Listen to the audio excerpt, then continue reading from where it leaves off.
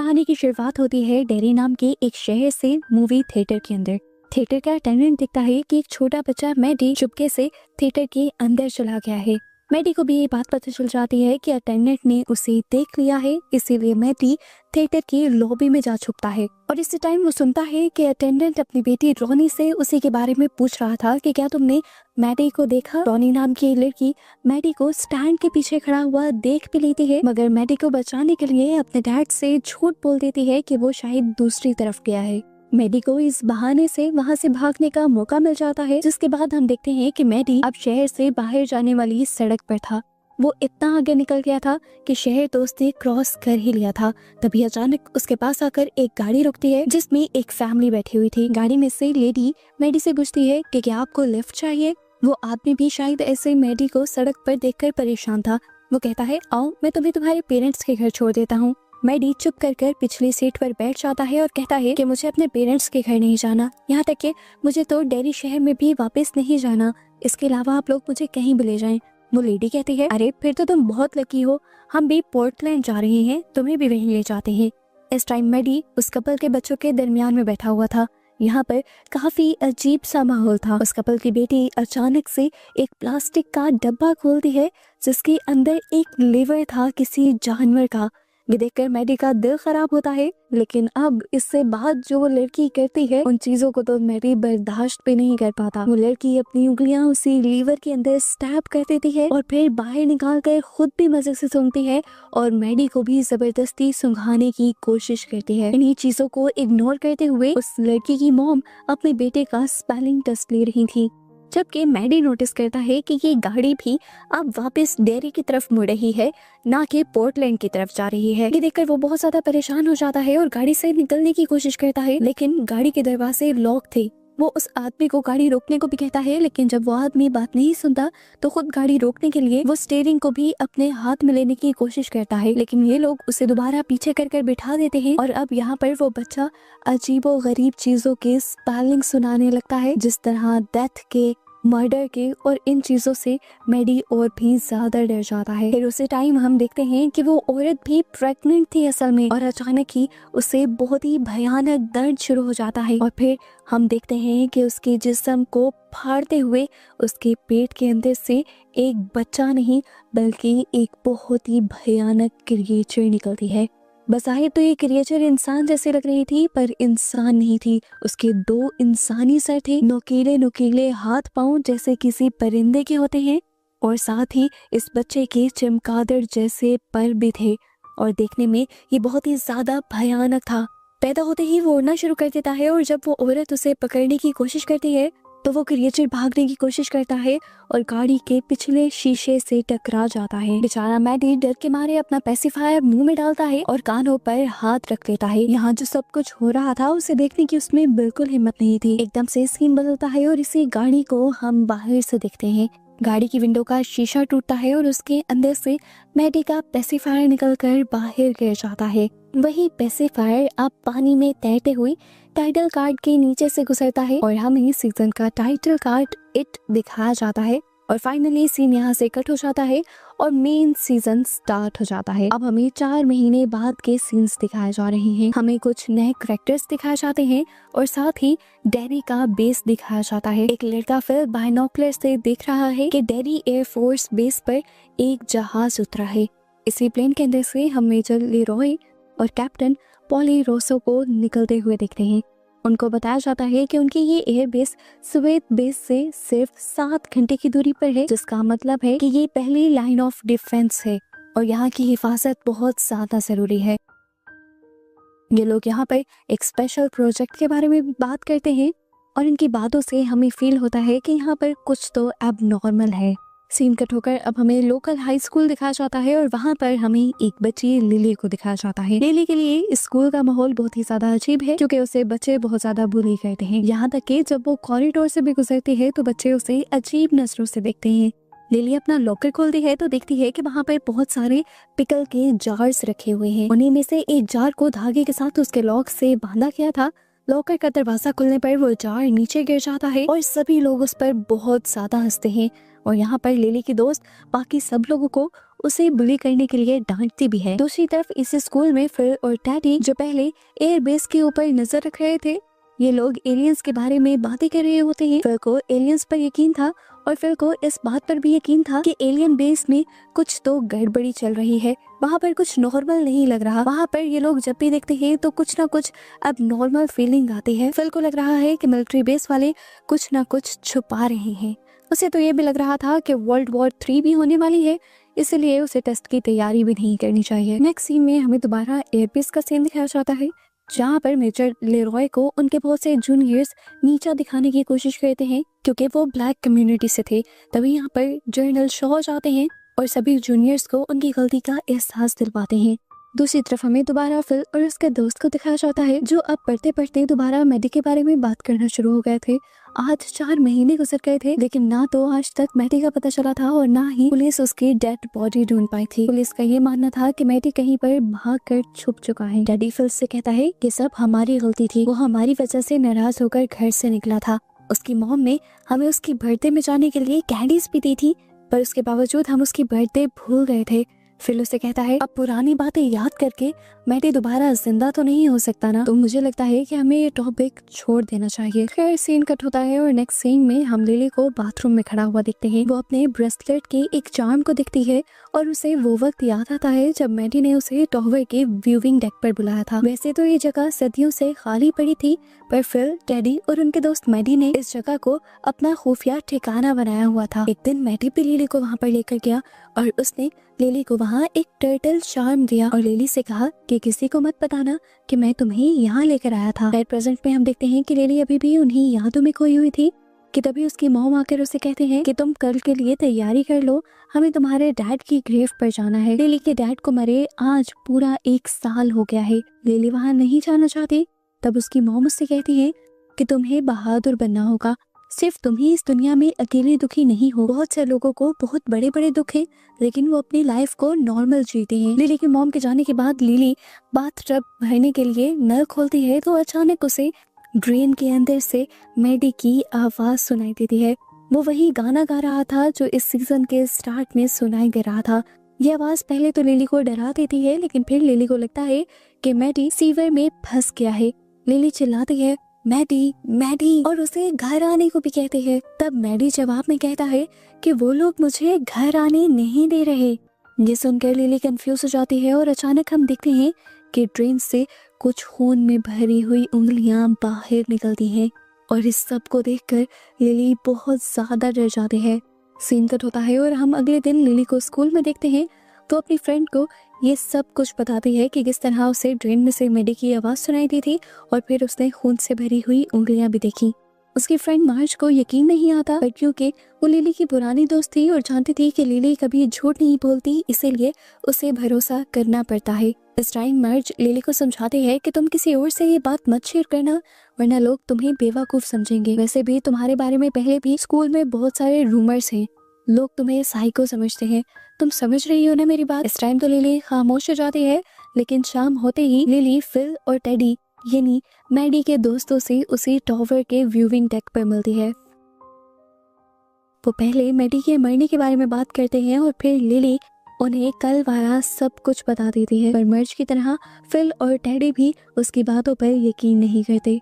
दूसरी तरफ major Leroy general Shaw से ऑफिस में मिलते हैं। यहाँ पर इनकी खुफिया बातों से हमें ये सीक्रेट पता चलता है कि लेरॉय को डेरी इसलिए बुलाया गया था ताकि वो अपना कोरियन वॉर वाला काम खत्म कर सके। शॉ चाहते हैं कि लेरॉय आर्मी के नए B-52 जेट का टेस्ट करें और जरूरत पड़ने पर दुश्मन पर हमला करें। दूसरी तरफ हमें टेडी को दिखाया जाता है जो अपनी फैमिली के साथ जब डिनर कर रहा होता है, तभी अचानक वो अपने डैड से सवाल करता है कि क्या कोई बच्चा किडनैप होने के बाद जमीन के नीचे कैद कर रखा जा सकता है।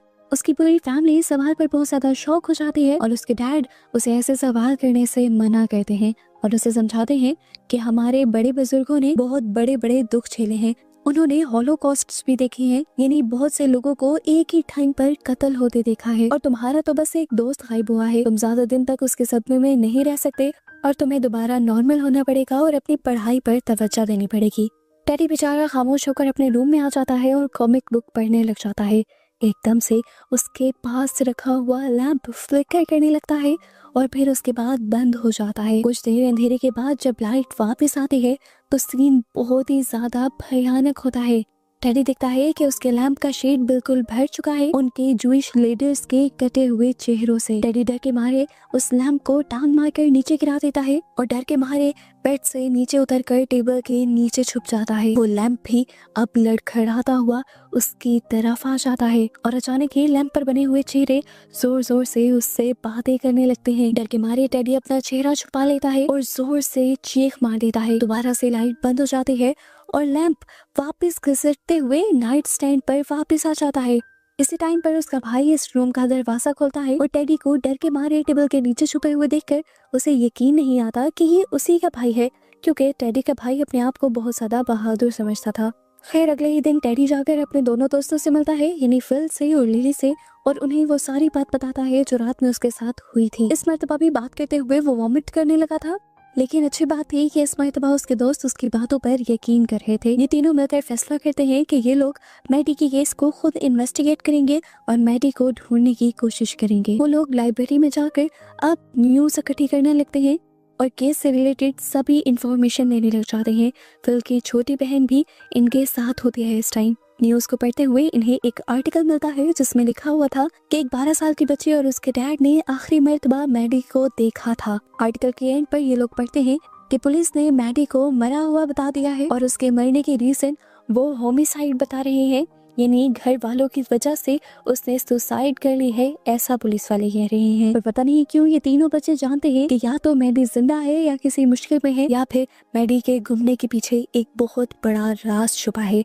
इसीलिए ये तीनों रोहनी के घर जाने का फैसला करते हैं, जिसने कहानी के स्टार्ट में मैडी को बचाया था अपने डैड से। ये लोग जब रोनी को आकर बताते हैं कि हम आपसे मैडी के बारे में सवाल करने आए हैं, तो मैडी गुस्से से उन्हें घर से जाने को कहती है, क्योंकि पुलिस पहले ही उनके डैड पर मर्डर का इल्जाम लगा चुकी थी।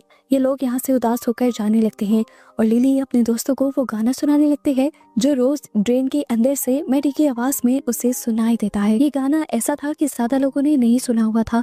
रोनी उन लोगों को रोकती है और बताते हैं कि मैं जानती हूँ ये गाना मैडी ने कहाँ सुना है। फिर सीन यहाँ से कट हो जाता है और हम दो आदमियों को देखते हैं जिन्होंने गैस मास्क पहना हुआ था और वो मेजर लेरॉय पर हमला करने के लिए आते हैं। उनका मकसद लेरॉय को नुकसान पहुंचाना नहीं था, वो बस न्यू जेट B-52 के स्पेक्स मांगने के लिए आए थे। मेजर लेरॉय गद्दार नहीं थे, वो अपने आप को बचाने के लिए कोई भी इंफॉर्मेशन इन मास्क पहने हुए आदमियों को नहीं देते, बल्कि उल्टा उनसे लड़ने लग जाते हैं। यहाँ तक कि एक को तो वो गिराकर उसी की गन छीनकर उसी पर तान देते हैं। इतनी देर में कैप्टन रूसो भी जल्दी से इसी रूम में आ जाते हैं और हमला करने वाले आदमियों को मारते हुए यहाँ से भगा देते हैं। जिसके बाद सीन यहाँ से कट होता है और हमें अगले दिन का सीन दिखाया जाता है। अगले दिन रोनी, लिली, फिल और टेडी को लेकर मूवी थिएटर के अंदर जाती है, वो भी बिना किसी की परमिशन लिए ताला तोड़कर। थिएटर के अंदर जाते ही रोनी वो मूवी लगाते हैं जो सीजन के स्टार्ट में लगी हुई थी और जो मैडी ने देखी थी। इसी मूवी में वो गाना आता है जिसे सिर्फ रोनी, लिली और मैडी ने सुना हुआ था। लिली कहती है, हाँ ये वही गाना है जो मैडी ने बाथरूम की ड्रेन से गाया था। अभी वो लोग बात ही कर रहे थे कि अचानक बच्चों को इसी स्क्रीन पर मैडी नजर आने लगता है, पर बहुत ही अजीब अंदाज में। मैडी ने कपड़े में लिपटा हुआ एक बच्चा पकड़ा हुआ था। ये बच्चे समझ जाते हैं कि स्क्रीन के अंदर की दुनिया वो नहीं है जो इन्हें दिखाई जा रही है। वो समझ गए कि वो स्पिरिचुअल दुनिया है और ये असल दुनिया है। बच्चे मैडी को इनकरेज करने लगते हैं कि मैडी उस दुनिया से निकलकर, स्क्रीन से निकलकर इस असली दुनिया में आ जाओ, पर मैडी असली दुनिया में आने से इनकार कर देता है। वो पहले अपना सर उस बच्चे के अंदर छुपा लेता है और जैसे ही सर ऊपर करता है तो उसके चेहरे पर बहुत ही भयानक और घिनौनी मुस्कुराहट होती है। मैडी अब उस बच्चे को जोर से स्क्रीन की तरफ फेंकता है और हैरानकुन तौर पर वो बच्चा स्क्रीन फाड़ कर बाहर भी निकल आता है। स्क्रीन से बाहर निकलते ही ये बच्चा उड़ने लग जाता है और हम देखते हैं कि ये बच्चा असल में वही क्रिएचर थी जो सीजन के स्टार्ट में पैदा हुई थी। दो इंसानी मुंह वाली चिमगादड़ जैसी ये क्रिएचर अब इन बच्चों के ऊपर हमला करने लगी थी। पहले दो बच्चे यहाँ से भागने लगते हैं जबकि वो क्रिएचर टेडी को पकड़ लेती है। लिली तो डर के मारे वहीं पर जम जाती है और ऊपर की तरफ देखती है जहाँ वो क्रिएचर अभी टेडी के ऊपर हमला कर रही थी और उस क्रिएचर ने टेडी के टुकड़े टुकड़े कर दिए। टेडी का खून लिली को लाल कर देता है। लिली बहुत ज्यादा घबरा जाती है और वो नोटिस करती है कि टेडी को मारने के बाद उस क्रिएचर का साइज डबल हो गया है, जिसके बाद अब वो क्रिएचर फिल के ऊपर भी हमला कर देती है और उसे भी बेदर्दी से मार देती है। लिली चेयर्स के नीचे छुपने की कोशिश कर रही थी और उसने देखा कि यहाँ पर टेडी की बहन भी है। ये दोनों नीचे से ही एक दूसरे के हाथ पकड़ लेते हैं, मगर तभी वो क्रिएचर उस छोटी बच्ची के ऊपर भी हमला कर देती है और उस बेचारी बच्ची को भी मार देती है।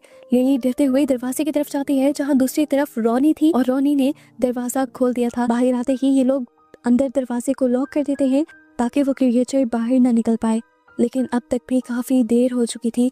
लिली के 3 दोस्त मारे गए थे। ये दोनों एक दूसरे के गले लगकर रोने लग जाते हैं और इस टाइम डर भी रहे होते हैं, क्योंकि अंदर से लगातार अभी भी उस क्रिएचर की आवाजें आ रही हैं।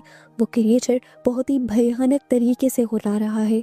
रोनी लिली से जैसे ही दूर होती है तो लिली नोटिस करती है कि इस टाइम उसके हाथ के अंदर अभी भी उसी बच्ची का हाथ था जिसका उसने थिएटर के अंदर पकड़ा था, और इसे देखकर वो और भी ज्यादा जोर से चिल्ला देती है और उसकी चीख के साथ ही अचानक उसकी आंख खुल जाती है और पता चलता है कि ये लिली का ख्वाब था। उसने यहाँ पे प्रे की कि ये सब जो उसने देखा है वो उसका वहम ही हो, वो उसका ख्वाब ही हो, मगर उसकी प्रे काम नहीं करती, क्योंकि जो सब उसने देखा था उसे पता चला कि वो सब सच था। इस टाइम पुलिस उसके घर के बाहर थी। मैडी के बाद 3 बच्चों के और गायब होने की खबर सुनी गई थी और पुलिस अब उन बच्चों को ढूंढ रही थी। बच्चों के गायब होने की हकीकत असल में रोनी और लिली को ही पता है और वो दोनों इस टाइम सदमे में हैं। इधर दिखाया जाता है कि रोनी के डैड भी अपनी बेटी को नॉर्मल करने की कोशिश कर रहे हैं, पर वो कुछ भी नहीं बोल रही। वो इस टाइम बिल्कुल खामोश है क्योंकि वो सदमे में है जो कुछ उसने देखा है उसकी वजह से।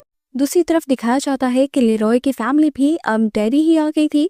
लेरॉय का बेटा विल नए घर के लिए बहुत ज्यादा एक्साइटेड था, लेकिन इस शहर में आकर उसे अजीब सा डर महसूस होने लगा था। लेरॉय मजाक में अपने बेटे को टेलीस्कोप देकर कहता है कि तुम इससे नेबर्स की जासूसी कर लो, लेकिन विल भी बहुत ही समझदारी से इनकार कर देता है। दूसरी तरफ हमें हाई स्कूल में दिखाया जाता है कि हालात बहुत ज्यादा खराब है, बच्चों में बहुत ज्यादा डर भी है और लिली भी अभी तक स्कूल नहीं आ रही, जबकि लिली की एक ही दोस्त वो भी अब मशहूर होने के लिए अजीब से लड़कियों के ग्रुप का हिस्सा बन गई है और उनके साथ मिलकर बाकी बच्चों का उन्हीं की तरह मजाक उड़ाती है।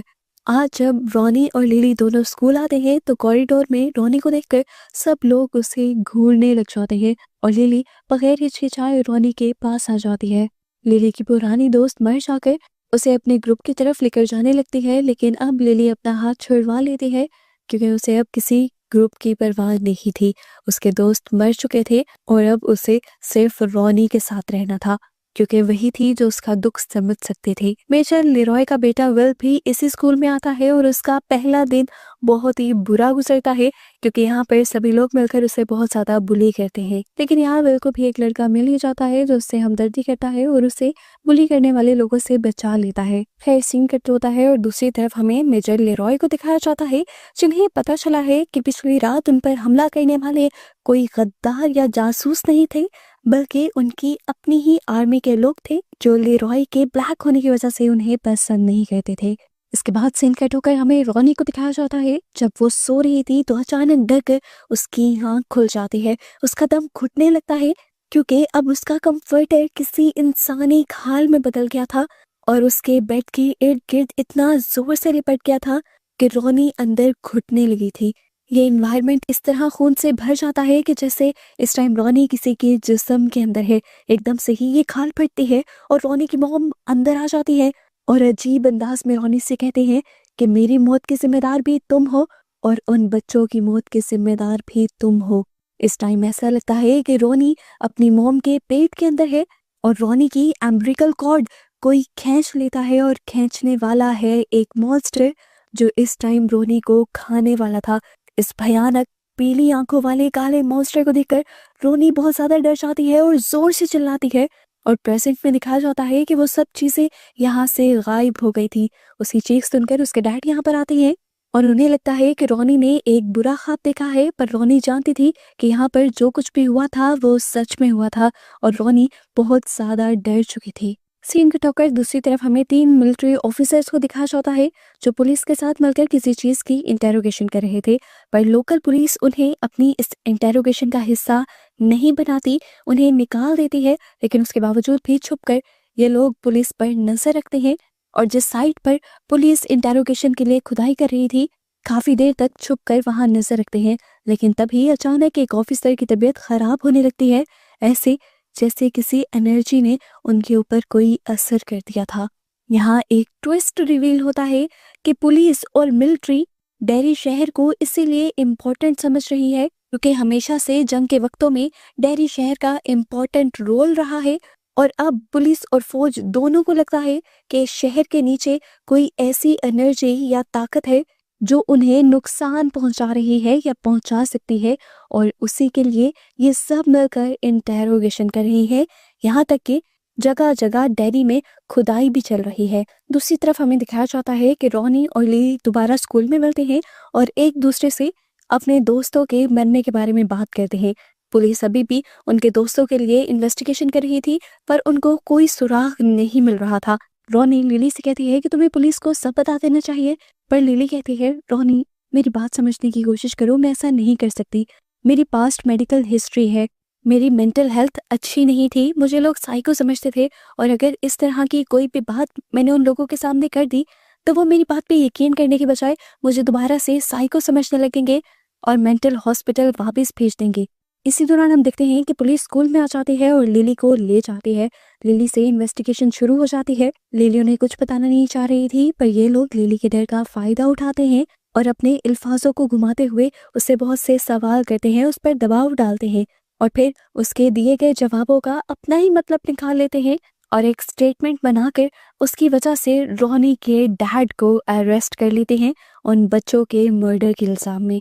और ये बात जब रॉनी को पता चलती है कि उसके डैड लिली की वजह से अरेस्ट हुए हैं तो रॉनी उससे नफरत करने लग जाती है। दूसरी तरफ हम देखते हैं कि मेजर लेरॉय जनरल शॉ के पास आते हैं और उन्हें बताते हैं कि उन पर हमला करने वाले कोई और नहीं बल्कि उन्हीं के फौजी थे। ये बात सुनकर जनरल शॉ बिल्कुल हैरान नहीं हुए थे और इस बात से लेरॉय को गुस्सा आ गया था। शॉ लेरॉय को समझाते हैं देखो वो हमला हमारे प्लान का हिस्सा था, हमने तुम्हारी बहादुरी चेक करने के लिए तुम पर हमला करवाया था और अब हमें तुम्हारी बहादुरी पर और तुम्हारी ईमानदारी पर यकीन हो चुका है और इसीलिए मैं अब तुम्हें एक सीक्रेट मिशन का हिस्सा बनाना चाहता हूँ। ये कहते हुए वो उन्हें खुफिया बेस की तरफ ले जाते हैं। वो बताते हैं कि स्वेत, कुबान और यूएस ये 3 मुल्क सिर्फ एक ही चीज को ढूंढ रहे हैं और वो एक सदियों पुरानी ऐसी ताकत है जो अपना खौफ हर जगह फैलाए रखती है और हमें स्वेत और कुबान से पहले उस चीज को खुद ढूंढना है। दूसरी तरफ हमें लिली को शॉपिंग करते हुए दिखाया जाता है। हम देखते हैं कि उसकी दिमागी हालत दोबारा से खराब हो गई है। शॉपिंग करते हुए उसे अपने इर्द गिर्द अजीब आवाजें सुनाई देती हैं, यहाँ तक कि उसे मरे हुए लोग भी दिखाई देते हैं। यहाँ के सीरियल बॉक्सेस पर उसे अपने दोस्तों की पिक्चर्स दिखाई देती हैं और यहाँ तक कि पिकल के जार के अंदर उसे उसके डैड का सड़ा हुआ मुंह दिखाया जाता है जो उस पर इल्जाम लगा रहा था कि अपने दोस्तों की मौत के जिम्मेदार तुम हो। ये सब देखते हुए लिली जोर जोर से चिल्लाने लग जाती है, यहाँ तक कि उसके हाथ से पिकल का जार गिर भी जाता है। इस टाइम वो अपने होश में नहीं थी। जब उसे होश आया तो उसने देखा कि लोग उसके इर्द गिर्द हैरत से देख रहे थे उसे। यहाँ पर जैसे कोई तमाशा लग रहा था। सभी लोग समझ गए थे कि लिली दोबारा से साइको हो चुकी, इसीलिए लिली को दोबारा साइकेट्रिक हॉस्पिटल भेज दिया जाता है। सीन कट होता है और हमें कुछ फौजियों को दिखाया जाता है जो डिगिंग साइट पर हैं। यहाँ से खुदाई करते हुए इन्हें एक कार मिलती है जिस कार के अंदर अभी भी कुछ ह्यूमन स्केलेटन्स थे। ये कार लगभग 1930s की थी। इस कार के मिलने की वजह से मिलिट्री के लोगों को लगता है कि ये लोग उस एंशिएंट पावर के बहुत ज्यादा करीब आ चुके हैं जिसे ये लोग ढूंढ रहे हैं। ये लोग खुश हो रहे थे, हालांकि इन्हें डरना चाहिए क्योंकि जो ताकत सदियों से सो रही है वो जब उठेगी तो बहुत बड़ी तबाही फैलाएगी और इस चीज का इनको बिल्कुल अंदाजा नहीं है। एकदम से सीन्स यहाँ से फ्लैशबैक में जाते हैं और हमें 1930s के कार्निवल का सीन दिखाया जाता है जहाँ पर जनरल शॉ का हमें छोटा वर्जन दिखाया जाता है। यानी वो वक्त दिखाया जाता है जब जनरल शॉ बहुत ज्यादा छोटे थे। कार्निवल में वो एक मिरर वाले मेज के अंदर फंस जाते हैं, यानी मिरर्स लगे हुए एक ऐसे कमरे में फंस जाते हैं जो भूल भुलैया जैसा था। बाहर निकलने का इन्हें रास्ता नहीं मिलता और यहीं पर आता है एक अजीब सा बूढ़ा सा आदमी जिसकी एक आंख थी और दूसरी आंख वो अपने हाथ में पकड़े हुए था। शो बहुत ज़्यादा डर जाते हैं और आखिर उन्हें यहाँ से बाहर जाने का भी रास्ता मिल जाता है और भागते हुए वो अपने डैड से टकरा जाते हैं। वो अपने डैड को सारी बात बताते हैं पर उसके डैड उन पर यकीन नहीं करते और इस टाइम उन्हें एक स्लिंग शॉट देते हैं और मजाक में उसे कहते हैं कि अगर अब तुम इस तरह की चीज़ देखो तो इस स्लिंग शॉट से अपनी हिफाजत कर लेना। खैर जब छोटे शॉ और शॉ के डैड घर जा रहे होते हैं तो अचानक से उनकी गाड़ी खराब हो जाती है। वहाँ पर शॉ से मिलती है एक छोटी लड़की जो पानी बेच रही थी। शॉ उस लड़की से पानी लेता है और पानी के बदले उसे अपनी स्लिंग शॉट दे देता है। वो लड़की उन्हें अपने ग्रुप के पास ले जाती है। उस लड़की का ग्रुप जंगल में मजे से खेल रहा था और शॉ भी उन्हीं बच्चों के साथ खेलने लग जाता है। खेलते खेलते उसे इतना मजा आने लगा था कि अब वो जंगल की तरफ भागने लगा था। रोज यानी वो बच्चे उसे पकड़ रही थी लेकिन अचानक से वो रुक जाती है और शॉ से भी कहती है कि आगे मत जाओ शॉ, आगे गहरा जंगल है, हम वहां नहीं जाते। शॉ से पूछता है क्यों। इससे पहले कि रोज कोई जवाब देती, जवाब खुद चलकर उसके सामने आ जाता है। कार्निवल में जो एक आंख वाला आदमी उसे दिखा था वही एक आंख वाला आदमी यहाँ पर भी था, जो एकदम से अपनी टांगों को बड़ा करके अपने आप को एक भयानक मॉन्स्टर में बदल लेता है और शॉ के पीछे पड़ जाता है। इस टाइम हैरत से इन चीजों को देखने का टाइम नहीं था। शॉ अपने आप को बचाने के लिए यहाँ से भागने लग जाता है। वो क्रिएचर इनके पीछे पीछे था और वो रोज को पकड़ भी लेता है।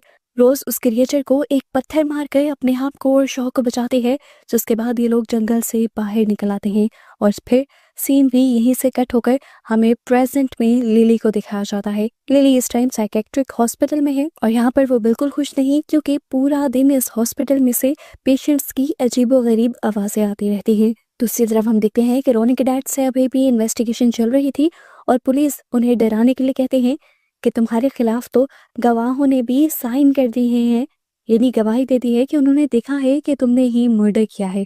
लेकिन इस सबके बावजूद भी रोनी के डैड पुलिस को कुछ नहीं बताते, क्योंकि जब उन्होंने कुछ किया ही नहीं था तो वो क्या बताते।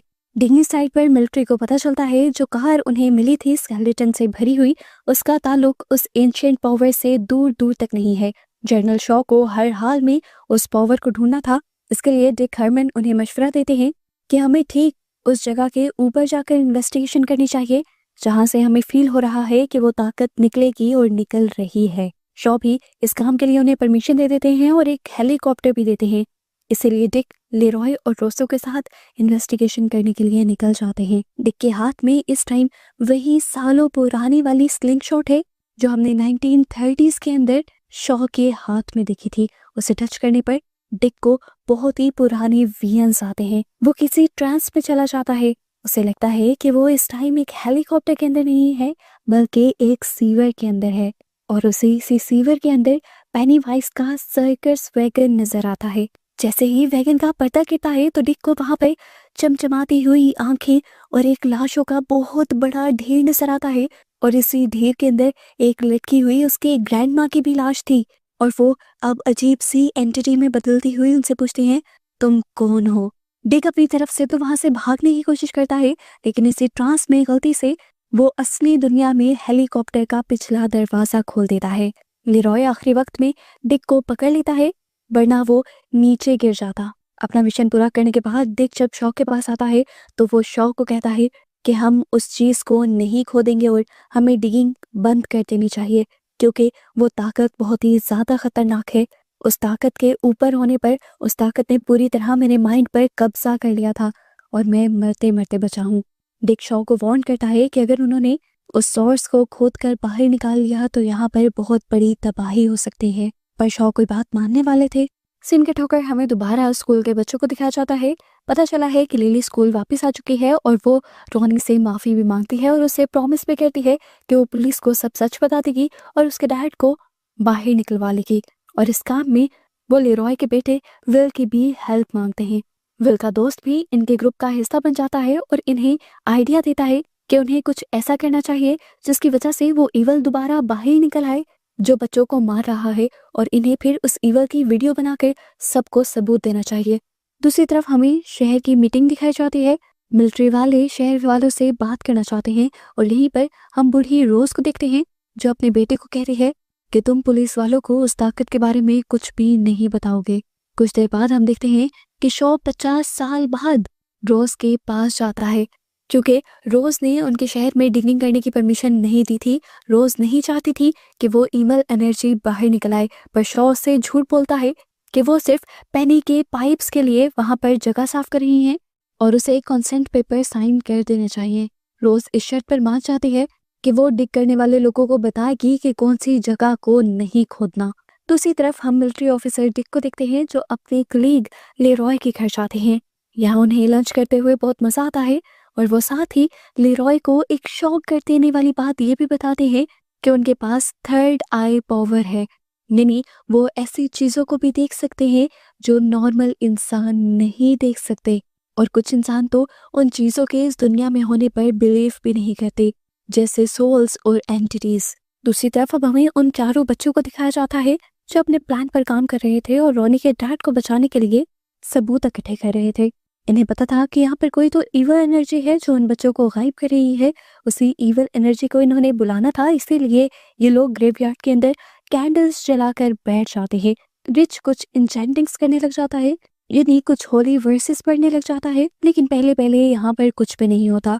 रोनी को लगता है कि ये सब तमाशा है, इसीलिए वो लिली को लेकर जैसे ही यहाँ से जाने लगती है तो तब रिवील होता है यहाँ का असली सच।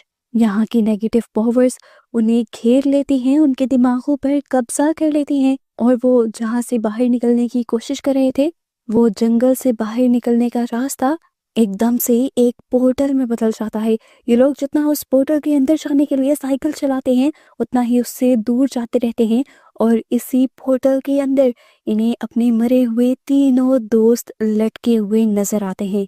एकदम से यहाँ की जमीन फटने लगती है, ये लोग बहुत ज्यादा पैनिक हो जाते हैं और यहाँ से भागने की कोशिश करते हैं, लेकिन लिली फिर भी अपने आप पर काबू पाते हुए इन सारी चीजों की पिक्चर्स बना लेती है ताकि वो सबूत इकट्ठा कर पाए। विल इस टाइम इन सब लोगों से अलग हो जाता है और किसी ट्रांस में एक पुरानी बिल्डिंग की तरफ खींचा चला जाता है। विल उस बिल्डिंग के अंदर चला जाता है और विल को वहां पर एक बहुत ही भयानक बूढ़ा और पीला हाथ नजर आता है। विल उसकी पिक्चर लेता है और इस बिल्डिंग के बाहर खड़े हुए पूरे ग्रुप को अंदर से बस लाइट फ्लिकर होती नजर आती है। इन्हें लगा था कि इनके बाकी दोस्तों की तरह विल भी चला गया, लेकिन किस्मत से विल वापस लौट आता है और इनकी जान में जान आती है। ये लोग अब अपनी बनाई हुई फोटोज को डेवलप करने के लिए जाते हैं और देखते हैं कि इनमें ज्यादा तो उन्हीं के दोस्तों की सोल्स की पिक्चर थी, लेकिन उनके पीछे एक डार्क शैडो भी था जिसका लंबा कद था और उसकी आंखें चमक रही थी। ये बच्चे सारी पिक्चर्स डेवलप करने के बाद फौरन पुलिस के पास जाते हैं और उन्हें सबूतों के तौर पर पेश करते हैं, लेकिन पुलिस ना ही लिली की किसी कहानी पर एतबार करती, यहाँ तक कि उनके सबूतों को देखने से भी इनकार कर देती है, क्योंकि उनका मानना था कि वैसे तो सोल्स इस दुनिया में होती ही नहीं और अगर होती भी हैं तो नजर नहीं आती। इस टाइम जो क्लाउन की तरह की दिखने वाली फिगर इन तस्वीरों में नजर आ रही थी, जिसकी आंखें चमक रही थी, पुलिस उसके बारे में कहती है कि ये जस्ट एक स्टैचू है जिसकी आंखों के अंदर लाइट लगाई गई होगी। बच्चे बहुत ज्यादा उदास हो जाते हैं और वो समझ पे जाते हैं कि बड़े उनकी बातों पर यकीन नहीं करेंगे। सभी लोग अपने अपने घर आ जाते हैं और सबसे ज्यादा जो उदास था वो विल था। विल की मॉम को उसकी उदासी की वजह स्कूल लगता है, इसीलिए वो कहती है कि तुम कुछ दिन स्कूल ना जाओ। इसीलिए विल घर पर रह जाता है और लेरॉय उसे लेकर पिकनिक मनाने निकल जाते हैं, लेकिन रास्ते में ही लेरॉय की गाड़ी खराब हो जाती है और मजबूरन इन्हें एक लेक के पास उतरना पड़ता है। लेरॉय जब अपनी गाड़ी ठीक कर रहे होते हैं तो विल को कोई चीज नदी के करीब ले जाती है और नदी के अंदर उसे वही एंटिटी दिखाई देती है, पर इस मर्तबा उसके डैड की शक्ल में जिसकी आंखें नहीं थी। वो एंटिटी उसे पानी में खींचने लग जाती है और विल जोर जोर से चिल्लाने लग जाता है। लेरॉय अपने बेटे को डूबता हुआ देख लेते हैं और वो फौरन उसे बचाने के लिए आते हैं और उसे उस एंटिटी से खींचकर बाहर भी ले आते हैं। लेरॉय देखते हैं कि उनके बेटे के हाथ पर किसी के पंजों के निशान थे और वो समझ गए कि उसके ऊपर किसी ने हमला किया था। यहीं इसी नदी के अंदर फिर ये लोग रेड कलर का बैलून भी उड़ता हुआ देखते हैं और इस चीज से ये लोग समझ जाते हैं कि यहाँ पर कोई इवल एंटिटी है, कोई इवल पावर है जो इन्हें तंग कर रही है। दूसरी तरफ स्कूल में दिखाया जाता है कि लिली की पुरानी दोस्त मर्ज जिन नए लोगों के साथ मिल गई थी, वो नई लड़कियां दोबारा लिली को तंग करने का और उसे बुली करने का प्लान करती हैं, तो मर्ज को काफी बुरा लगता है। मर्ज लिली को ये सारी बातें बताने आ ही रही थी और उसे वार्न करना चाह रही थी, पर तभी अचानक से उसके ऊपर कोई चीज हावी हो जाती है। वो किसी चीज के पोजेशन में आ जाती है, यानी कोई चीज़, कोई एंटिटी उसके ऊपर कब्जा करने लगती है। उसे डर लगता है, ऐनक उसकी उतरकर गिर जाती है और उसके बाद उसकी आंखें फटकर बाहर आने लगती हैं। दर्द से चिल्लाते हुए वो एक दूसरे रूम में चली जाती है और वहाँ पर तो उसकी हालत और भी बुरी हो जाती है। वो अपना चाकू निकालकर अपनी ही आंखों में मारने की कोशिश करती है और यहाँ पर लिली जो उसे रोकने आई हुई थी, वो उसके ऊपर बैठकर जब उसे रोकने की कोशिश करती है तो चीखें सुनते हुए बाकी सभी स्टूडेंट्स यहाँ आ जाते हैं और सबको लगता है कि मर्ज को मारने वाली और कोई नहीं बल्कि लिली ही है। यहाँ दिखाया जाता है कि जनरल शॉ लेरॉय को लेकर एक ऐसे रूम में जाते हैं जहाँ डिक पहले से ही मौजूद है और उसके ऊपर कुछ साइकिक एक्सपेरिमेंट हो रहे हैं, क्योंकि जैसा हमें पहले पता है कि डिक के पास स्पेशल आई है, वो मॉन्स्टर्स को भी देख सकता है। इसीलिए वो एक लड़के की यादों के जरिए उस मॉन्स्टर को देखने की कोशिश करता है जिसका कब्जा डेरी शहर पर है। और वो वियंस के जरिए पास्ट में जाकर देखता है कि लाखों साल पहले ये क्रिएचर एक फॉलन स्टार के तौर पर आसमान से जमीन पर गिरी थी। लोगों को जब उस क्रिएचर के बारे में पता चला तो उन्होंने उसी फॉलन स्टार के टुकड़ों से एक ऐसा डैगर बनाया, यानी एक ऐसा खंजर बनाया जो उस क्रिएचर को मार सकता है। उस डैगर से लड़ा तो जा सकता था मॉन्स्टर से, मगर उसके बावजूद भी मॉन्स्टर को कंट्रोल में रखना बहुत ज़्यादा मुश्किल हो गया था। इसीलिए एक जवान लड़की ने मॉन्स्टर को कमज़ोर करने के बाद फॉलन स्टार के 13 टुकड़े किए और डेरी शहर में ऐसी जगह पर दबाए जिससे एक गोल सर्कल बन गया और उस सर्कल के अंदर फिर वो एंटिटी कैद हो गई। वीएन के ख़त्म होने से पहले वो लड़का डिक को बताता है कि उन टुकड़ों को ढूंढने के लिए उन्हें पुराने कुएं के नीचे के टनल में जाना होगा। डिक के वीएन से बाहर निकलने के बाद उस लड़की को यहाँ से ले जाया जाता है। अब जनरल शॉ लेरॉय को बताते हैं कि वो लड़का जिसके वीएन्स के अंदर इस टाइम डिक गया था, वो असल में उन लोगों का बेटा है जो सदियों से उन पिलर्स की हिफाजत करते आ रहे हैं ताकि वो मॉन्स्टर डेरी शहर को नुकसान ना पहुंचाए। मिलिट्री को अब उस खुफिया घर का भी पता चल जाता है जिसके अंदर वो कुआं था, जिसके अंदर जाकर टनल से गुजरने पर इन्हें वो पिलर्स मिल जाते। इस टाइम हमें पता चलता है कि शॉ का भी इन पिलर्स को ढूंढने का एक बहुत ही घिनौना प्लान था। वो जानते थे कि वो ताकत सदियों से सो रही है और अभी भी सोई रह सकती है, लेकिन वो इस ताकत को जगाना चाह रहे थे ताकि वो अपने दुश्मन मुल्कों पर हमला कर सके और किसी को शक भी ना हो कि ये चाल यूएस की है और इस तरह उनके लोगों की जान खतरे में आए बगैर वो लोग जंग जीत भी जाएंगे। लेरॉय को शॉ का ये प्लान सुनकर बहुत ज़्यादा गुस्सा आ जाता है क्योंकि इसकी वजह से सिर्फ दुश्मन मुल्क ही नहीं बल्कि उनकी फैमिलीज भी खतरे में आ सकती थी। सीन कट होता है और हमें दिखाया जाता है कि लिली जाकर हॉस्पिटल में अपने दोस्त से मिलती है। उसकी दोस्त अभी भी बच गई थी पर उसकी एक आंख जाया हो गई थी। लिली उससे माफी मांगती है और पता चलता है कि लिली को पुलिस पकड़ कर ले जाती, मगर मर्च ने झूठ बोलकर लिली को बचा लिया था, ये कहते हुए कि उसकी ग्लासेस टूटकर उसकी आंख में लगने की वजह से ये सारा हादसा हुआ था। सीन कट होता है और हम देखते हैं कि लिली अपने दोस्तों के साथ दोबारा वहीं जाती है जहाँ पर ये लोग जाया करते थे। यहाँ पर इन्हें मैडी दिख जाता है जो बहुत ही ज्यादा कमजोर है और डरा हुआ है। वो यहाँ पर इन्हें कहता है कि पेनीवाइज ने यानी उस क्रिएचर ने उसे जानबूझकर जिंदा रखा हुआ है ताकि उसके खौफ के जरिए उसे पावर मिल सके और वो ताकतवर हो सके। मैडी यहाँ पर इन लोगों को बताता है कि फिल यानी उनका दोस्त भी जिंदा है मगर वो बोल या हिल नहीं सकता। मैडी बताता है कि पेनीवाइज यानी वो क्रिएचर दिन के वक्त सोती है, इसी वजह से उसे भागने का मौका मिल गया है। सीन कट होकर हमें शहर का सीन दिखाया जाता है जहाँ पर रोनी की डैड को हथकड़ियाँ लगाकर बस की तरफ ले जाया जा रहा था। तभी वहाँ पर अचानक हंगामा शुरू हो जाता है और कोई उस आदमी के ऊपर हमला करने की कोशिश करता है क्योंकि उसे लग रहा था कि उसके बेटे को रोनी के डैड ने मारा है। जिसके बाद सीन यहाँ से कट होता है और दूसरी तरफ जनरल शॉ रोज से मिलते हैं जो शॉ को बताती हैं कि उनको वो पुरानी यादें वापस आ रही हैं जो किसी दवाइयों की वजह से उनकी चली गई थी। वो उन्हें बताती हैं कि मुझे उस क्रिएचर के बारे में बहुत अच्छे से याद है, वो बहुत ही खतरनाक है। मुझे ये पता है कि उसे कंट्रोल तो किया जा सकता है, लेकिन अगर उसका इस्तेमाल हम दूसरों को नुकसान पहुंचाने के लिए करेंगे तब हम लोग ज़रूर खतरे में पड़ेंगे, क्योंकि मैं जानती हूँ फिर उसे कंट्रोल करना मुश्किल हो जाएगा। तुम अगर उसे किसी को बर्बाद करने के लिए इस्तेमाल करोगे तो वो तुम्हें भी बर्बाद कर देगा।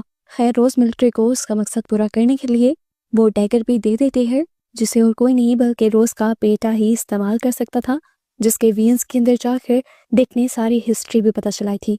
ये लोग अब उस डैगर को लिए उस टनल के अंदर चले जाते हैं और यहाँ से होता है असली खतरनाक सफर शुरू। दूसरी तरफ लिली भी अपने सभी दोस्तों को वहीं इकट्ठा करती है जहाँ पर वो मिलते थे। मैडी भी अब सीवर से निकलकर यहाँ पर वापस आ जाता है और इन सब से कहता है कि तुम्हें वहाँ सीवर के अंदर बाकी लोगों को बचाने के लिए नहीं जाना चाहिए। पर लिली सब लोगों को मजबूर करती है कि हम सीवर के अंदर जाएंगे और अपने बाकी दोस्तों को भी बचा कर लाएंगे। जाने से पहले लिली सबको अपनी मॉम की एंजाइटी पिल्स देती है ताकि सब लोग अपने ऊपर काबू पा सकें।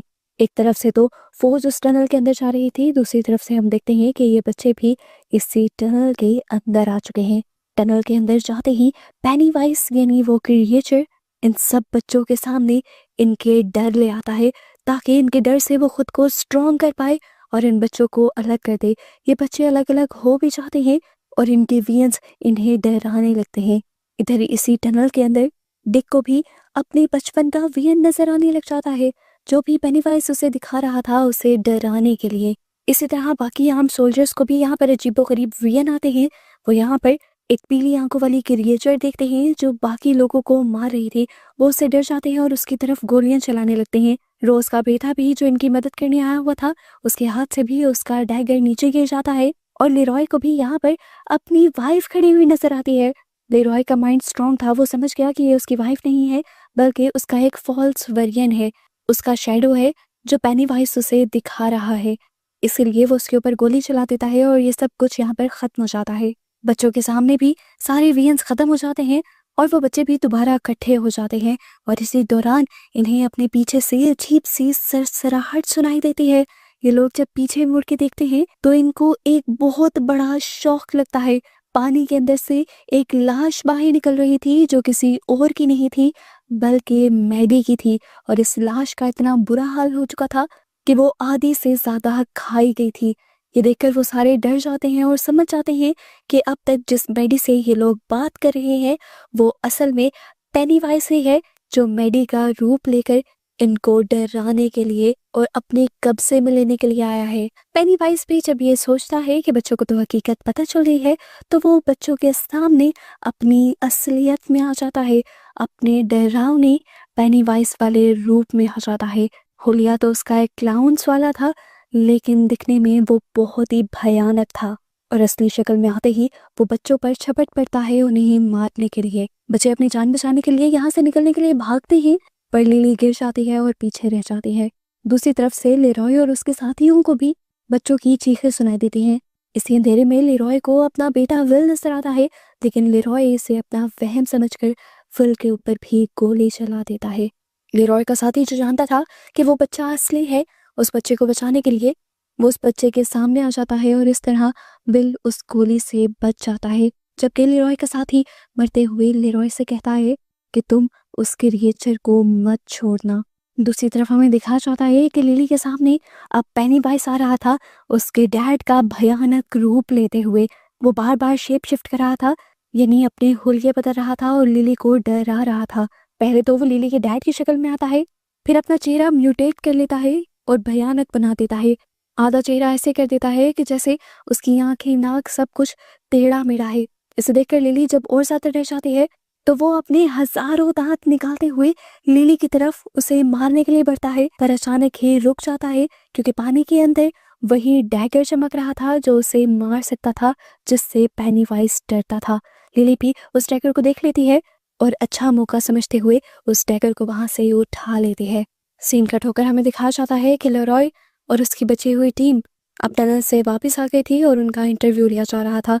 लेरॉय ने सब कुछ बता तो दिया था पर अब वो और इस मिशन का हिस्सा नहीं बनना चाहता था।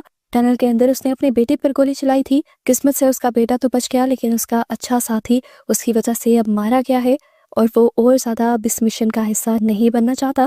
वो बस अपनी फैमिली और अपने दोस्तों को बचाना चाहता है। दूसरी तरफ हम दोबारा टनल का सीन देखते हैं। जैसे ही लिली ने वो डैगर उठाया था पेनीवाइज उसकी चमक देखकर डरते हुए यहाँ से गायब हो गया था।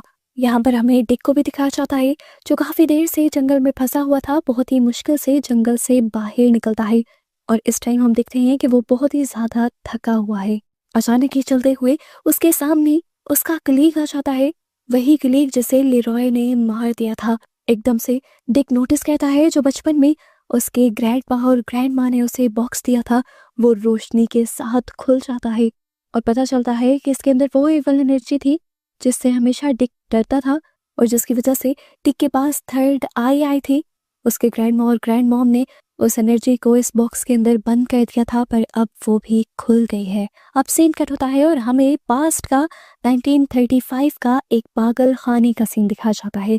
यहाँ पर एक नर्स आकर एक बच्ची को उठाती है और उसे एक खुफिया जगह ले जाकर कहती है कि तुम्हें उस रेड बैलून का पीछा करते हुए उसे पकड़ कर लाना है। वो बच्ची जैसे ही बैलून का पीछा करती है तो सामने पेनीवाइज आ जाता है और सीन यहीं से कट हो जाता है। प्रेजेंट में हम देखते हैं कि लेरॉय अपने साथी की मौत की वजह से बहुत ज़्यादा डिस्टर्ब है और वो इसका सारा गुस्सा विल पर निकाल रहा है। लेरॉय से कहता है कि तुम्हारी वजह से मेरा दोस्त मारा गया है, और उसके जवाब में विल कहता है कि जिस तरह आपने अपने दोस्तों को अकेला छोड़ दिया था, मैं कभी अपने दोस्तों को अकेला नहीं छोड़ूंगा। उसकी बात सुनकर लेरॉय को गुस्सा आ जाता है और वो अपने बेटे विल को थप्पड़ मार देते हैं और विल रोते हुए यहाँ से भाग जाता है। लेरॉय को जिस वक्त अपनी गलती का एहसास होता है उस वक्त तक विल उनसे बहुत दूर जा चुका था। यहाँ पर हम देखते हैं कि लिली अपने फ्रेंड्स को वो डैगर दिखाती है जिसकी वजह से पेनीवाइज उससे डरकर उसके पास से दूर भाग गया था। लिली सबसे कहती है कि मुझे लगता है कि हमें वापस सीवर के अंदर जाना चाहिए और इस डैगर की मदद से पेनीवाइज को हमेशा के लिए ख़त्म कर देना चाहिए। उसकी बातें सुनकर रोनी बहुत ज़्यादा डर जाती है और लिली की बात मानने से इनकार करती है, ये कहते हुए कि लिली इस तरह सबकी जान को खतरे में डाल रही है। इस तरह इन दोनों के दरमियान में लड़ाई शुरू हो जाती है। लिली उसे यकीन दिलवाती है कि वो किसी को मारना नहीं चाहती, पर इनकी बहस बहुत ज़्यादा बढ़ जाती है।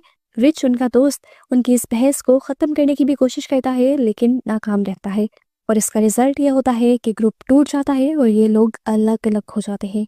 दूसरी तरफ हमें डिक को दिखाया जाता है जो उसी पुरानी बिल्डिंग के अंदर गया है जहाँ से उस खुफिया टनल का रास्ता निकलता है, लेकिन अब हम देख रहे हैं कि उसकी मेंटल स्टेट यानी दिमागी हालत ठीक नहीं है। काफ़ी टाइम से वो सोया नहीं है और उसे हर जगह अब मरे हुए लोग नजर आ रहे हैं। यहाँ पर हमें दिखाया जाता है कि लेरॉय दोबारा डिक से मदद मांगने के लिए जाता है उसी खुफिया बिल्डिंग के अंदर, लेकिन अब डिक उसकी मदद करने से इनकार कर देता है और कहता है कि उनकी मदद करने की वजह से उसके साथ बहुत बुरा हो गया है। उसकी थर्ड आई जो उसकी ग्रैंडपा और ग्रैंड मॉम ने बंद कर दी थी, वो थर्ड आई उसकी खुल चुकी है और अब उसे जगह जगह मरे हुए लोग नजर आ रहे हैं और उसे तंग भी कर रहे हैं। सीन कट होकर हमें लिली को दिखाया जाता है जो इस टाइम स्कूल में थी और अकेली बैठी हुई थी। उसके पास अभी भी वो डैगर था और उसे इस टाइम अजीबो गरीब वियन आ रहे थे कि जिससे उसके डेस्क के अंदर से वो मॉन्स्टर निकल रहा है। गुस्से में वो उस डैगर को डेस्क के ऊपर स्टैब कर देती है और जब वो होश में आती है तो देखती है कि सब उसे और से घूर रहे थे। उसे जब कुछ समझ नहीं आता तो वो क्लास से बाहर निकल जाती है। इस सब के बाद ये सारे दोस्त जाकर दोबारा ब्लैक स्पॉट पर मिलते हैं, यानी वहीं पर जहाँ से पेनीवाइज की तरफ जाने का रास्ता था, लेकिन यहाँ लिली नहीं आती क्योंकि लिली इस टाइम अपने ही मिशन पर है। वो असल में पेनीवाइज का सच जानना चाहती है। इस टाइम वो अपनी मॉम के एक पुराने घर में चली जाती है और वहाँ एडिक से उसे कुछ बहुत ही पुरानी पिक्चर्स मिलती हैं और इन पिक्चर्स से उसे एक घिनौनी सच्चाई ये पता चलती है कि इंग्रिड यानी उसकी अपनी मॉम ही ग्रेवयार्ड में जाकर प्रिविंकल बनकर बच्चों का पीछा करती थी ताकि पेनीवाइज उनके सामने आ सके। ये जानकर लिली टूट जाती है और अपनी मॉम से पूछती है कि आपने ऐसा क्यों किया, तो वो बताती है कि असल में मेरे डैड सर्कस के जोकर थे। जोकर बनकर वो सर्कस में डांस किया करते थे और उनका नाम भी पेनीवाइज था। मैं उनसे बहुत ज्यादा प्यार करती थी, पर फिर एक दिन परफॉर्मेंस के दौरान वो पर्दे के पीछे गए और कभी लौट कर नहीं आए। पुलिस ने भी उन्हें ढूंढने की बहुत कोशिश की पर नहीं ढूंढ पाई। मॉम तो मेरी पहले ही मर गई थी और इस तरह डैड के मरने के बाद मैं बिल्कुल अकेली हो गई। अपने गम को कम करने के लिए मैं असाइलम में जॉब करने लगी और असाइलम के बच्चों से मुझे पता चला कि असाइलम में पेनीवाइज आता है। ये सुनकर मुझे बहुत खुशी हुई। मुझे लगा कि मेरे डैड वापस आ गए, लेकिन वो रोज नहीं आते थे। उनकी एक झलक को देखने के लिए मैं कई अरसे तक तरसती थी और फिर मुझे पता चला कि वो तो बच्चों को लेने के लिए यहाँ आते हैं। फिर मैं रोज उन्हें देखने के लिए एक बच्चे को एक खुफिया जगह ले जाने लगी जहाँ से वो बच्चा गायब हो जाता था, पर मुझे पेनीवाइज की एक झलक दिख जाती थी। वो कब जानती थी कि ये वाला पेनीवाइज असल में एक इवल क्रिएचर है, ना कि उनके डैड। अपने डैड के प्यार में वो बच्चों को सेक्रीफाइस करती रही और उन्हें आज भी इस चीज का पछतावा नहीं था। ये सब कुछ जानकर लिली बहुत ज्यादा डर जाती है और गुस्से में घर से निकल जाती है और चीखें मारते हुए साइकिल चलाना शुरू कर देती है। यहाँ डेरी के लोगों में बहुत ज्यादा टेंशन भरी हुई है। डेरी के लोगों को लगता है कि रोनी के डैड सारे बच्चों को किडनैप कर मार रही हैं और इस टाइम क्योंकि वो जेल से भाग चुके हैं तो लोग बहुत ज़्यादा डरे हुए हैं। लोगों को कंट्रोल में करने के लिए और उनके पैनिक को कम करने के लिए पुलिस जानती है कि उन्हें रोनी के डैड को ढूंढना होगा। अब रोनी के डैड को पकड़ने के लिए सब लोग ब्लैक स्पॉट की बिल्डिंग को इट किट से घेर लेते हैं। जिसके बाद यहीं से सीन कट होकर हम फ्लैशबैक में 1908 का सीन दिखाया जाता है। हम पेनीवाइज को देखते हैं बॉब ग्रे सर्कस में परफॉर्म करते हुए। इस टाइम पेनीवाइज बहुत ही ज़्यादा मशहूर था और बच्चे उसके दीवाने थे। अपनी परफॉर्मेंस खत्म करने के बाद जैसे ही पेनीवाइज वापस अपने रूम के अंदर जाता है तो उसे एक अजीब सा बच्चा मिलता है जो टेढ़े मुंह के साथ पेनीवाइज से कहता है कि क्या तुम मेरे पेरेंट्स को ढूंढने में मेरी मदद करोगे। पेनीवाइज नाम का वो जोकर मान जाता है और उसके पीछे जंगल में चला जाता है उसके मॉम डैड को ढूंढने के लिए, लेकिन उसके बाद वो कभी वापस नहीं लौटता। पुलिस वाले सब लोग उसके लिए इन्वेस्टिगेशन करते हैं लेकिन किसी को भी पेनीवाइज फिर दोबारा नहीं मिलता। बस उसके खून में सने हुए कपड़े मिलते हैं जिससे पुलिस वाले ये अंदाजा लगाते हैं कि जरूर उन्हें भेड़ियों ने खा लिया होगा। सीन्स दोबारा प्रेजेंट में आ जाते हैं जहाँ पर सब लोग अब रोनी के डैड को ढूंढने की कोशिश कर रहे हैं। डिक रोनी के डैड को बाहर निकलने से मना करता है क्योंकि वो जानता है लोग उसके ऊपर बहुत ज़्यादा गुस्सा हैं और उसे मार देंगे। पर रोनी के डैड जब बात नहीं सुनते और बाहर निकल आते हैं तो उसे देखकर लोगों का जुनून भड़क जाता है और लोग इस ब्लैक स्पॉट बिल्डिंग को आग लगा देते हैं। इसी भड़कती हुई आग के अंदर डिक को वो पेनीवाइज यानी इवल क्रिएचर नजर आ जाती है जो इस टाइम उसे डरा रही थी और उसके डर की वजह से अपने आप को मजबूत कर रही थी। डिक को अब अपनी तीसरी आई की वजह से यहाँ पर बहुत सारी और भी क्रिएचर और सोल्स नजर आती हैं और वो बहुत ज़्यादा डर जाता है। जबकि यहाँ पर आए बाकी लोग जो कि सीजन के मेन कैरेक्टर हैं वो अपने आप को किसी तरह इस आग से निकालने में कामयाब हो जाते हैं। हम देखते हैं कि इस टाइम वो सारे बच्चे भी इसी ब्लैक स्पॉट पर आए हुए थे। मर्ज और रिच भी इस टाइम उस ब्लैक स्पॉट बिल्डिंग के अंदर थे। मर्ज को बचाने के लिए रिच उसे एक संदूक के अंदर बंद कर देता है और खुद उसके ऊपर लेट जाता है और अपने आप को सेक्रीफाइस करते हुए वो मर्ज की यानी अपनी दोस्त की जान बचा लेता है। हम देखते हैं कि लिली की मॉम आज दोबारा प्री विंकल की शक्ल में ड्रेसअप होती हैं जिस शक्ल में वो सर्कस में डांस किया करती थी और सड़क पर निकल जाती हैं। इसी टाइम पर उनके सामने पेनीवाइज आ जाता है और यहाँ एक लड़की के ऊपर हमला करके उसका मर्डर कर देता है। पर लिली की मॉम बस चुप करके ये सब कुछ देखती रह जाती हैं और यहाँ पर लिली की मॉम को एहसास हो जाता है कि जिस पेनीवाइज को वो अपना समझ रही थी वो पेनीवाइज कोई इंसान नहीं बल्कि एक शैतान था और उसके अपने तो इस दुनिया से जा चुके थे। इस शैतान ने बस पेनीवाइज वाला हुलिया लिया हुआ था जिसकी वजह से वो काफी अरसे तक उसके दिमाग से खेलता रहा और उससे बच्चों का सेक्रीफाइस लेता रहा। इस टाइम पेनीवाइज को भी समझ आ जाता है कि लिली की मॉम उसकी असलियत जान गई है, इसीलिए वो भी उस लड़की को अपना असली रूप असली ताकत दिखाकर बहुत ज्यादा डरा देता है। इस ताकत के असर के बाद लिली की मॉम बस जिंदा तो रह जाती है लेकिन पागल हो जाती है। आग के बुझने के बाद हमें दिखाया जाता है कि मर्ज भी ब्लैक स्पॉट से जिंदा बाहर निकल आई थी लेकिन अब वो बहुत ज़्यादा ट्रॉमाटाइज थी। सीन कट होकर हमें पता चलता है कि लेरॉय और डिक इस टाइम जंगल के अंदर थे और उन पिलर्स को ढूंढने की तैयारी कर रहे थे जिसके जरिए पेनीवाइज को दोबारा से कैद किया जा सकता था। यहाँ पर डिक को बहुत सारे वियंस आ रहे थे, वो बहुत ज़्यादा डर रहा था लेकिन इसके बावजूद भी वो लेरॉय से कहता है कि तुम लोग मेरा पीछा करो, मैं तुम्हें एक पिलर तक पहुंचा दूंगा। क्योंकि इस टाइम उसे अपने वियंस में एक लड़की नजर आ रही थी जो उसे उस पिलर तक ले जा रही। फाइनली थोड़ी सी खुदाई करने पर इन्हें टर्टल शेल के अंदर बंधा हुआ वो पत्थर मिल जाता है जिसे पिलर का नाम दिया जा रहा है। ये लोग देखते हैं कि ये पत्थर उसी मटेरियल का बना हुआ है जिस मटेरियल का वो डैगर बना हुआ है जो रोज ने इन लोगों को दिया था।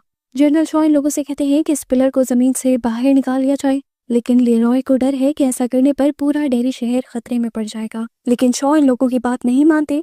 ये लोग पिलर बाहर निकाल लेते हैं और पिलर के बाहर निकलते ही हम देखते हैं कि पेनीवाइज एक्टिव हो जाता है और सीधा विल के घर पहुंच जाता है। विल के घर जाते ही वो जोर से चीख मारता है और विल रोशनी के अंदर डूब जाता है और उसकी आंखें बिल्कुल सफेद पड़ जाती हैं जिसका मतलब था कि उसने विल को अपने कब्जे में ले लिया। अब क्योंकि पेनीवाइज इस शहर पर अपना कब्जा बनाने वाला था तो वो पहले अपने आने का सबूत देता है और पूरे डेरी शहर को धुएं से घेर देता है। ऊपर की तरफ से हमें डेरी का एक लुक दिखाया जाता है जो पूरा का पूरा धुएं से भर चुका था। इन लोगों ने उस पिलर को उस पत्थर को तबाह करने के लिए जलाया था और जैसे ही वो पत्थर पूरी तरह जला पेनीवाइज की सारी ताकतें उसे मिल गई और वो पूरी तरह आज़ाद हो गया। हम देखते हैं कि ये धुआं तेज़ी से हाई स्कूल की तरफ बढ़ रहा था और अब पेनीवाइज स्कूल के इंटरकॉम का इस्तेमाल करते हुए प्रिंसिपल की आवाज़ में सब बच्चों से कहता है कि सभी बड़े बच्चे इस स्कूल से बाहर निकल जाएं और सभी छोटे बच्चे जिम के अंदर इकट्ठा हो जाएं। इसकी वजह से जिम के अंदर 100 से ज़्यादा बच्चे इकट्ठे हो जाते हैं। हम देखते हैं कि अचानक से स्पॉटलाइट प्रिंसिपल के ऊपर गिरती है, पर अब प्रिंसिपल जिंदा नहीं थी। असल में पेनीवाइज प्रिंसिपल को पपेट की तरह चला रहा था। वो प्रिंसिपल को पहले ही मार चुका था। पेनीवाइज अब सारे बच्चों पर अपना जादू कर देता है और बच्चे हवा में तैरने लगते हैं और धुंध में घूमते हुए पेनीवाइज की वैगन की तरफ खींचे चले जाते हैं। यहाँ पर लिली और उसके दोस्तों का सारा ग्रुप इस टाइम अपने स्टैंड पाइप पर था। जिस टाइम उनके करीब वो धुंध पहुंचती है, ये लोग समझ जाते हैं कि कुछ तो गड़बड़ी है। ये लोग वहां से उतरकर शहर की तरफ जाने लगते हैं तो इन्हें अपने दोस्त विल के गायब होने के पोस्टर नजर आते हैं। डरकर ये लोग स्कूल की तरफ भागने लगते हैं और वहां जाकर ये देखते हैं कि पेनीवाइज तो सभी बच्चों को एक टूबा बजाते हुए अपने पीछे पीछे लेकर जा रहा है। सभी बच्चों को बचाने के लिए ये लोग अब एक ट्रक को चुराते हुए उसका पीछा करने लग जाते हैं। यहाँ पर लिरॉय जब अपने घर पर कॉल करता है तो उसके बेटे की जगह उसे पेनीवाइज की आवाज सुनती है, जो उसका मजाक उड़ाने वाले अंदाज में हंस रही थी। लिरॉय समझ गया था कि उनके बेटे की जान खतरे में है, इसलिए वो फौरन डिक के पास जाते हैं, जो इस टाइम खुद सुसाइड करने वाला है अपने वीएंस की वजह से। लिरॉय उससे भीख मांगता है कि प्लीज मेरे बेटे को बचा लो, और डिक मरने से पहले इस काम को करने के लिए मान जाता है। हम देखते हैं कि जनरल शॉ भी अब मॉनिटर्स के जरिए उस फॉग को पूरे डेरी शहर में बढ़ता हुआ देख रहे थे। वो बहुत ज्यादा कंफ्यूज हैं कि ये सब क्या हो रहा है। वो जब बेस में लेरॉय और डिक को कॉल मिलाते हैं तो इन्हें पता चलता है कि बेस में वो दोनों भी नहीं है। ये लोग जब लेरॉय के घर पहुंचते हैं तो पता चलता है कि वहाँ शार्लेट के साथ साथ रोज भी आई हुई थी, जो जानती थी कि यहाँ पर ये सब क्यों हो रहा है। ये पेनीवाइज की वजह से हो रहा था और वो ये भी जानती थी कि उसे रोका कैसे जा सकता है। वो डिक से कहती है कि अगर तुम उस डैगर को ढूंढ लो जो तुमसे गिर गया है और उस जले हुए पत्थर को भी दोबारा उठा लो और उस पिलर को वहीं जगह पर रख दो तो पेनीवाइज रुक सकता है। अब डिक अपनी पावर से उस डैगर को ढूंढने की जब कोशिश करता है तो उसे पता चलता है कि वो डैगर लिली के पास है और लिली एक ट्रक में बैठी हुई पेनीवाइज का पीछा कर रही है। ये लोग अब जल्दी से उन बच्चों का पीछा करना शुरू कर देते हैं, जबकि हमें दिखाया जाता है कि लिली अब उस डैगर की पावर्स की वजह से हेलुसिनेशंस में आ रही है। वो अपने आप को कुछ करने ही वाली थी, लेकिन पीछे से रॉनी ने उसे रोक लिया। इन्होंने देखा कि फॉग में उड़ते हुए बच्चे अभी भी पेनीवाइज का पीछा कर रहे थे। इन्हें पता था कि अगर इन्हें पेनीवाइज तक पहुंचना है और उसे मारना है तो इसी डैगर का इस्तेमाल करना होगा, पर डैगर तो इन्हें पागल कर रहा था। तो अब इन लड़कियों ने फैसला किया कि ये एक एक करके डैगर को पकड़ेगी। जैसे ही कोई एक लड़की डैगर के असर में आने वाली होगी, वो इस डैगर को दूसरी लड़की को पकड़ा देगी और इस तरह करते हुए ये लोग पेनीवाइज तक पहुंच जाएंगे। ये लोग अब फाइनली पेनीवाइज के पास पहुंच जाते हैं और अचानक से पेनीवाइज इनके पीछे आकर मर्ज को पीछे से खींच लेता है और उसे डराते हुए बताता है कि फ्यूचर में तुम्हारा रिच नाम का एक बच्चा होगा, वही मुझे हरा पाएगा, और अगर तुम्हारा वो बच्चा हुआ ही ना तो मुझे कोई मार ही नहीं पाएगा। ये कहकर हंसते हुए वो जैसे ही अपने हजारों दांतों को लेकर उसे मारने के लिए आता है तो एकदम से फ्रीज हो जाता है। सारे बच्चे जो हवा में लटक रहे थे वो भी सारे नीचे गिरना शुरू हो जाते हैं और विल भी यहाँ पर अपने दोस्तों से मिल जाता है। इस टाइम पेनीवाइज विल के डर की वजह से ताकत में था, लेकिन विल जैसे ही अपने दोस्तों से मिला तो उसका डर खत्म हो गया और पेनीवाइज की ताकतें कम हो गई। यहाँ पर अब सारे बड़े लोग भी आ गए थे इन सारे बच्चों को रेस्क्यू करने के लिए। विल जल्दी से लिली से डैगर लेकर अपने डैड को देता है और कहता है कि इससे पेनीवाइज को मार दें और हमेशा के लिए उस जगह पर दफन कर दें जहाँ पर ये पहले था। इतनी ही देर में हम देखते हैं कि यहाँ पर शॉ भी आ गए थे। शॉ के सामने आते ही पेनीवाइज उसे पहचान लेता है कि ये वही बच्चा है जो सालों पहले उसे जंगलों के अंदर मिला था। इस टाइम पेनीवाइज उसके डर का फायदा उठाता है और उसे वही वाली शक्ल दिखाता है जो जंगल में उसने बनाई थी। शॉ डरने लग जाता है और शॉ के डर से पेनीवाइज को दोबारा ताकत मिल जाती है। ताकत में आते ही वो दोबारा बच्चों की तरफ बढ़ने लग जाता है और ये बच्चे भी उसे देख लेते हैं और फौरन ही वो डैगर लेकर उस जगह पर जाने की कोशिश करते हैं जहां पर उस डैगर को पहले दफना कर सालों पहले पेनीवाइज को सुलाया गया था। इन बच्चों की ताकत इतनी ज्यादा नहीं थी कि वो इस डैगर को जमीन में दफन कर पाए, क्योंकि पेनीवाइज अब इनके पीछे था और इन्हें एक से बढ़कर एक भयानक रूप दिखा रहा था और अपनी आग की गर्मी से इन्हें दर्द भी दे रहा था। इस टाइम पर अपने साथियों की मदद करने के लिए रिच की सोल भी यहाँ पर आ जाते हैं और रिच की मदद से ये लोग फाइनली उस डैगर को जमीन में दबाने में कामयाब हो जाते हैं। वो डैगर पिलर में बदलकर चमकने लग जाता है और उसकी ताकत की वजह से पेनीवाइज जलने लग जाता और उसका जिस्म राख बनकर बिखर जाता है।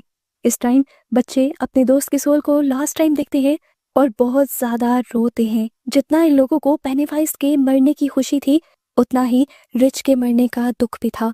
सीन कट होकर हमें रिच का फ्यूनरल दिखाया जाता है जहाँ डिक देखता है कि रिच इस वक्त भी अपने मॉम डैड के पीछे था और काफी सुकून में था। डिक जाकर उसके मॉम डैड को बताता है कि रिच बहुत सुकून में है और ये सुनकर उसके मॉम डैड खुश हो जाते हैं। जिंदगियां इन सब की दोबारा नॉर्मल होना शुरू हो जाती हैं। लिली की जिंदगी से भी सारे डर खत्म हो जाते हैं और वो खुद अब अपनी डैड की ग्रेव पर जाती है। लीरॉय की पूरी फैमिली अब डेरी में ही रुकने का फैसला करती है ताकि वो इस शहर की हिफाजत कर सकें। सीजन के पोस्ट क्रेडिट सीन में हमें 26 साल आगे का सीन दिखाया जाता है। हम लिली की मॉम को देखते हैं जो एक बच्चे को देखते हुए मुस्कुराती है और कहती है कि डेरी में जो भी मरता है वो हमेशा के लिए इस दुनिया से नहीं जाता। उसकी ये बात इशारा थी कि पेनीवाइज हमेशा के लिए मरा नहीं था और वो दोबारा वापस आ सकता था। और आखिर वो अब क्या तबाही फैलाएगा, इसी मिस्ट्री के साथ ये सीजन यहाँ खत्म हो जाता है।